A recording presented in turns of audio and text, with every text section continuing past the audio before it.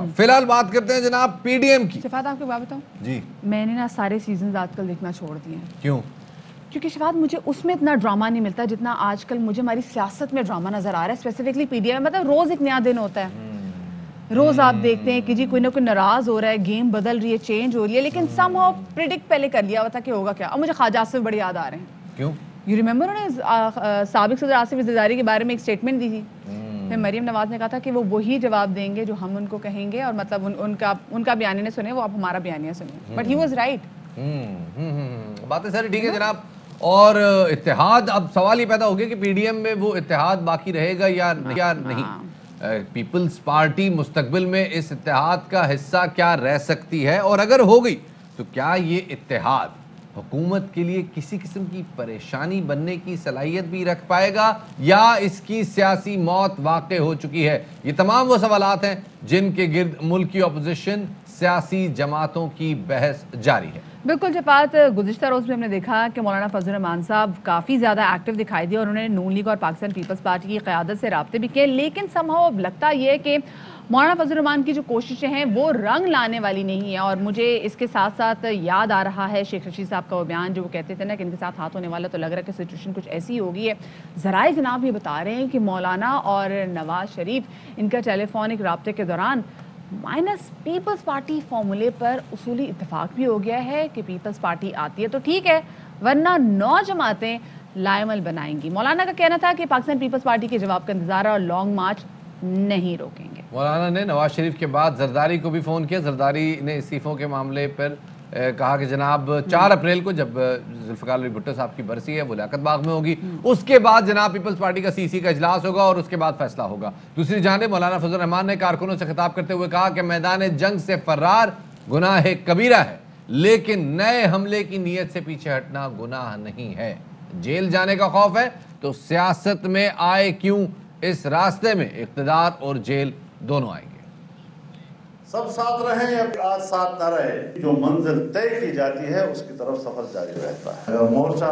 تبدیل کرنے کی نیت سے پیچھے آ گئے تو اس میں پھر کوئی گناہ نہیں. یہ بڑے کمزور بات ہوتی ہے, میں اب جیل نہیں جا سکتا, میں کیسے لڑوں گا, پھر آپ اس میدان میں ہے کیوں؟ سیاست میں ہے, اقتدار بھی راستے میں آئے گا, جیل بھی راستے میں آئے گا, لیکن اپنی منزل کی طرف جانا ہے بس. سیاست مایوسی کا نام نہیں ہے, امید ہونے کا نام ہے. اپنی اہلی تسلیم کرو اور اقتدار چھوڑ جاؤ, عوام کو دوبارہ اپنا ووٹ استعمال کرنے دو. ادھر وزیر اعظم عمران خان نے گھروں کی فراہمی کے منصوبے کے موقع پر جرنلسٹ سے گفتگو میں کہا کہ اقتدار میں آتے ہی اپوزیشن نے کہا کہ ہم ناکام ہو گئے, بار بار حکومت جانے کی پیش گوئیاں بھی ہوتی نہیں, حکومتی کارکردگی پر 5 سال بعد ویسے سوال کرنا چاہیے.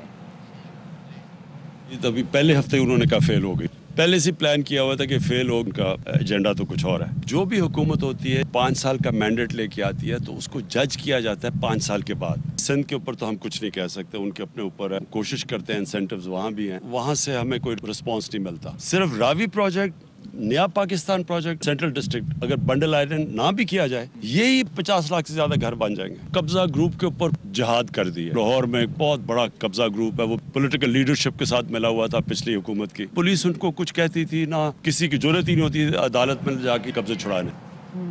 جناب وزیر اعظم عمران خان کا کہنا ہے کہ 5 سال تو پورے کرنے دیے جائے, اس کے بعد ساری بات ہوگی. پیغام دے رہے ہیں اپوزیشن کو کہ آپ 5 سال بعد بات کیجئے گا, فی الحال تو حکومت کہیں نہیں جا رہی. شہری رحمان صاحب ہمارے ساتھ موجود ہیں, پیپلز پارٹی رہنما, ان کو شامل گفتگو کرتے ہیں. بہت شکریہ شہری صاحبہ وقت دینے کے لیے. پہلے تو یہ بتائیے گا کہ سینٹ الیکشن سے پہلے پی ڈی ایم کے اندر جو اعتماد, جو کانفیڈنس, جو یگانگت نظر آ رہی تھی, وہ سینٹ الیکشن ہارتے کے بعد ہی غائب ہو گئی ہے. اس کی وجوہات سینٹ الیکشن ہے یا کوئی بات کی صورتحال میں پیچیدگی ہوئی ہے؟ ہم اس طرح کے خلیج کو پل کر سکیں گے, اور جو بھی ہماری طرف سے ہو سکتا ہے, ہم اتحاد کی طرف جانا چاہتے ہیں, یونٹی رکھنا چاہتے ہیں, اور کسی کو دیوار سے نہیں لگانا چاہتے ہیں کہ ہر فیصلہ کنسنسس سے ہو جائے. ایک بھی پارٹی کو کوئی پرابلم ہو یا کوئی خدشات ہوں یا تحفظات ہوں تو اس کو مروز خاطر لانا چاہیے, بجائے اس کے کہ آپ ان کو ڈکٹیشن دیں. کہ تو جو بھی ہے, آئی تھنک میچورٹی کا تقاضا یہ ہے کہ سیاسی صورتحال جو جس طرح کی بنتی ہے اور اس میں اگر پی ڈی ایم ٹوٹتا ہے یا کوئی ایک دو پارٹیز علیحدگی اختیار کرتی ہیں، جو ہم نہیں کرنا چاہتے، میں بار بار وضاحت کرنا چاہتی ہوں، ہم بالکل نہیں کرنا چاہتے، کیونکہ اس سے میسج کیا جائے گا، جو تباہی سرکار ہے جس کے قدم ہل رہے ہیں، جس کو ہم نے یکے بعد دیگرے 3 الیکٹرل فورمز پہ، چاہے وہ 7 بائی الیکشن ہو، چاہے وہ نیشنل اسمبلی کا بہت ہی زبردست عدم اعتماد ہو یوسف رضا گیلانی نے جو ان کو شکست دی ہے وہاں، اور سینٹ میں آپ نے اکثریت واپس کی ہے، یہ ساری 3 ایک کے بعد ایک 3 ان کو شکست ملی ہے۔ ان ڈیفیٹس کا مومنٹم ہمیں برقرار رکھنا چاہیے، تو ہماری توقع تھی پی ڈی ایم میں کہ ہمیں تو لیکن شریف صاحب یہاں پر پی ڈی ایم کی باقی جماعتیں ہیں، ان کی بھی کچھ توقعات ہے پاکستان پیپلز پارٹی سے، مسلسل استعفے کے حوالے سے بات کی جا رہی تھی اور آپ لوگ استعفے کو ڈیلے بھی کرتے رہے، بلاول بھٹو زرداری صاحب کہتے رہے کہ جی استعفہ جو وہ آخری ایٹم بم ہونا چاہیے، لیکن اب مولانا فضل الرحمان صاحب کا کافی ایمفسائز ہے کہ استعفے دینے ہیں، سو اس معاملے میں آپ قائل ہو جائیں گے یا پھر ان کو قائل کر لیں گے؟ اب جو صورتحال بنتی ہے، ایک تو ہماری سی سی کا اس پر واضح فیصلہ آپ کو یاد ہے آ چکا تھا پہلے بھی، کہ ہم استعفوں میں اور استعفوں اور بوائیکاٹ کی، جمہوری بوائیکاٹس کی سیاست کرتے نہیں ہیں۔ ہم نے 1985 سے ویسے بھی تجربہ ہمارا ہے کہ یہ ہم نے جو مسٹیک اور غلطی کی تھی سیاسی، یہ ہم دہرائیں گے نہیں۔ اب جو صورتحال ہے آپ ہمیں وہی کہہ رہے ہیں، پہلے کہا کہ بائی الیکشنز پہ نہ کریں، پھر ہم کتنے سرخرو ہوئے، پھر سینٹ الیکشنز پہ، نیشنل اسمبلی 3 مارچ کو، تو اب یہ ان کے فاؤنڈیشنز ہلے ہوئے ہیں۔